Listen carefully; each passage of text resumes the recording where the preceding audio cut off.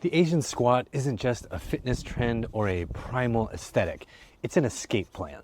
Most of us live with our hips in a cage. We sit in chairs all day, locking our joints into a tiny 15-degree window of movement. Then we wonder why our lower backs ache and our hips feel like rusty hinges.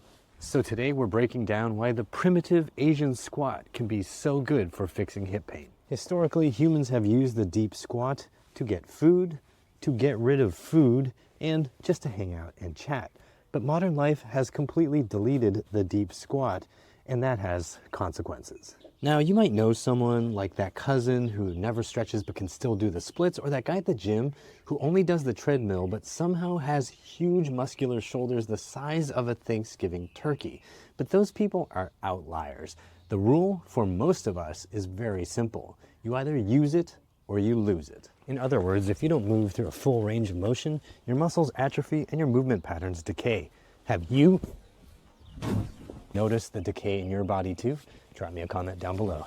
The flip side of that rule is much better. Use it and improve it. Because when you drop down into a deep Asian squat, you're not just mimicking your ancient ancestors. You're restoring range of motion that your chair stole from you. You're waking up dormant muscles that have been asleep for years, sending them much needed blood and energy. And you're building functional strength to control your body down and all the way back up. And that's useful for picking stuff up off the floor without getting hurt, dancing like nobody's watching, jumping,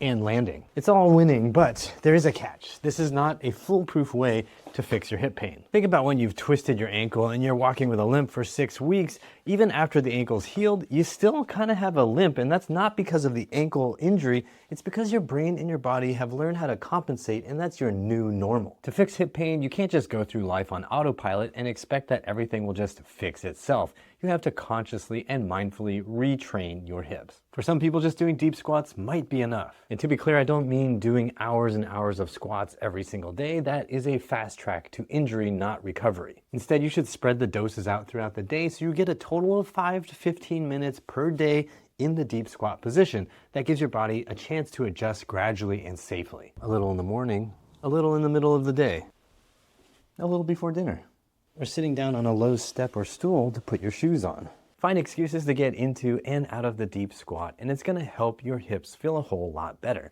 But for some people, it may not be enough, and you'll have to do some more targeted training to put blood back into all the muscles around your hip. At the very least, your butt muscles often need a little extra attention to get blood back into them.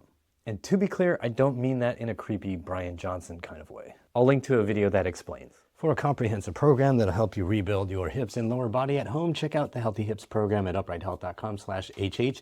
It's also linked down below. This video will help you with the Asian squat if it's not helping your hip pain, and this video right here will help you get deeper and stronger in the Asian squat with just one exercise. I'm Matt Shute from Upright Health, reminding you that pain sucks, life shouldn't.